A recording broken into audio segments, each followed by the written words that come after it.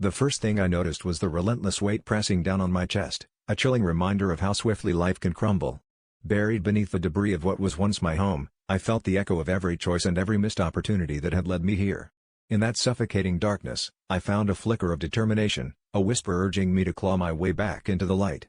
Each piece of rubble I shifted was more than just physical debris, it was a fragment of fear, of doubt, of a life that no longer served me. As my fingertips finally met fresh air, I emerged not just from the wreckage, but into a world I would recreate from the ground up. It taught me that resilience isn't just about enduring, it's about transforming, about sculpting strength out of what once threatened to break you. In rebuilding, I discovered that the strongest foundations are laid not with bricks, but with the unyielding spirit that refuses to be confined by past ruins.